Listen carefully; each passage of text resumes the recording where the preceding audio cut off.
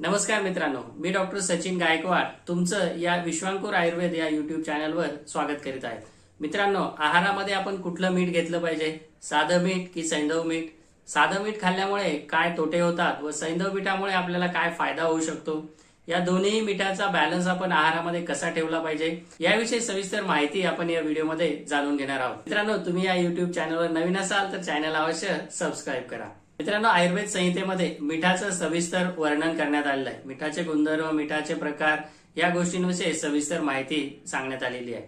यापैकी मिठाचे गुणधर्म विशंदी लवणम सर्वम सूक्ष्म सृष्टमलम विदु वातग्नम पाकी तीक्ष्ण रोचनम कफ पित्तकृत असे गुणधर्म सांगितले आहेत। मीठ हे आहाराला रोचन म्हणजेच रुची निर्माण करते, पचनानंतर शरीरात उष्ण तीक्ष्ण गुण वाढवते, शरीरामध्ये वाढलेला वातदोष कमी करते व कफ पित्त दोष अतिरिक्त वाढवतात, शरीरामध्ये एक प्रकारचा क्लेद म्हणजे चिकटपणा निर्माण करतात, शरीरातला मल बाहेर काढण्यासाठी फायदेशीर आहे।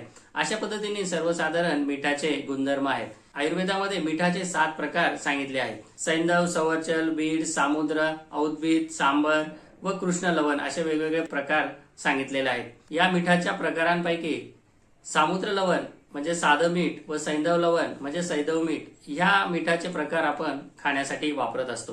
त्यापैकी सामुद्र लवण म्हणजे समुद्राच्या पाण्यापासून विशिष्ट प्रक्रिया करून तयार झालेले जे मीठ आहे त्याला आपण सामुद्र लवण किंवा साधं मीठ किंवा NaCl आयोडीनयुक्त मीठ असे म्हणत असतो।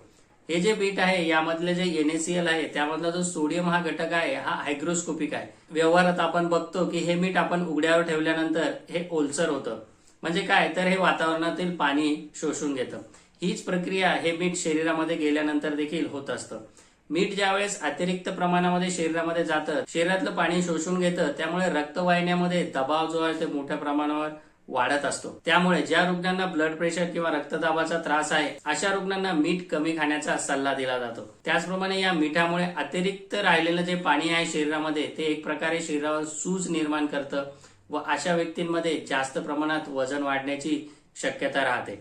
त्याचप्रमाणे हे मीठ शरीरामध्ये गेल्यानंतर उष्णता वाढवतं, पित्ताचे उष्ण तीक्ष्ण गुण वाढवतं व त्यामुळे पित्तदृष्टी होऊन रक्तदृष्टी होते व अशा व्यक्तींमध्ये अनेक प्रकारचे त्वचा विकार निर्माण होत असतात। सोरायसिस असेल, पिंपल्स असेल, वांग असतील किंवा एक्झिमा आहे, अंगाला खाज येणं आहे, पित्त उभरणं आहे, या पद्धतीचे वेगवेगळे त्वचा विकार निर्माण होतात।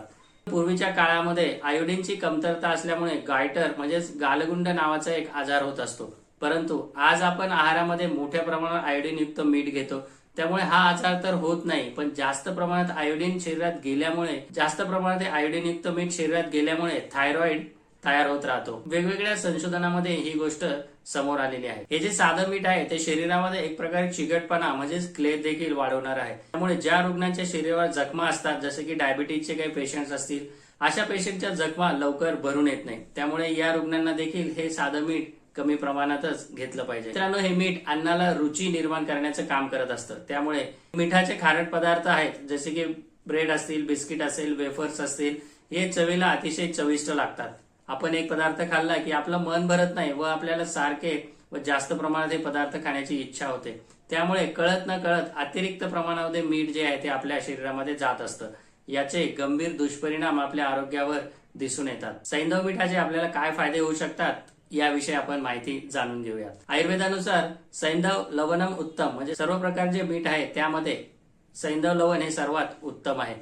या सैंधव लवणाचे गुणधर्म सांगताना रोचन म्हणजे अन्नाला रुची निर्माण करणारे आहेत, दीपन म्हणजे आपली पचनशक्ती वाढवणारे आहेत, भूक वाढवणारे आहेत, वृष्य मित्रांनो इतर जे मीठ आहेत ते शरीरात उष्णता वाढून शरीरातला शुक्रधातू कमी करणारे आहेत, परंतु हे सैंधव लवण शरीरामध्ये शुक्रधातू वाढवणारे आहेत। चक्षुष्य हे सैंधव लवण आपल्या डोळ्याच्या आरोग्यासाठी देखील तेवढेच फायदेशीर आहे। त्रिदोषग्न म्हणजे शरीरामध्ये वाढणारे जे 3ही दोष आहेत ते कमी करणारे आहेत। साधं मीठ हे शरीरामध्ये पित्त व कफदोष वाढवतं। अविदाई साधं मीठ हे शरीरात उष्णता वाढवणार आहे, त्याच उलट सैंधव मीठ हे शरीरातली उष्णता कमी करणार आहे।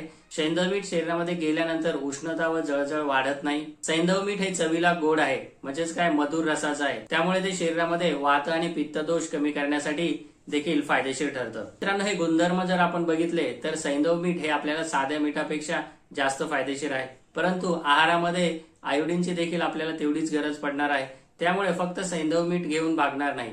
तर यासाठी आपल्याला एक मध्यम मार्ग निवडला पाहिजे. त्यासाठी आपण 5-2चा फॉर्म्युला वापरतो. म्हणजे काय, तर 7 दिवसापैकी 5 दिवस आपण सैंधव मीठ वापरलं पाहिजे. उरलेले 2 दिवस आपण साधं मीठ स्वयंपाकासाठी वापरलं पाहिजे. ताटामध्ये घेताना किंवा वरून मीठ घेत असताना आपण प्रत्येक वेळेस सैंधव मीठच घेतलं पाहिजे. मित्रांनो, या मिठाविषयी ही छोटीशी सवय तुम्हाला भविष्यामध्ये अनेक आरोग्यदायी फायदे देऊन जातील. त्यामुळे तुम्ही जर जास्त प्रमाणात साधं मीठ वापरत असाल तर त्यामध्ये या 5-2 रूलचा तुम्ही अवश्य उपयोग करा. मित्रांनो, ही तुम्हाला माहिती कशी वाटली? ही माहिती तुमच्या मित्रपरिवारापर्यंत अवश्य पोहोचवा. तुमच्या काही शंका असतील तर कमेंट बॉक्समध्ये नक्की कमेंट करा. धन्यवाद.